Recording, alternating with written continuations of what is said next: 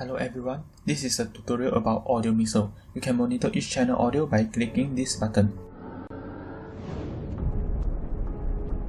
This number 1 will represent as channel 1. You can adjust the volume by dragging the T bar up and down, like this. Click again the audio monitor button to stop monitoring. To monitor BGM, just click on this button. It will play the audio on the BGM. You can adjust master volume at here.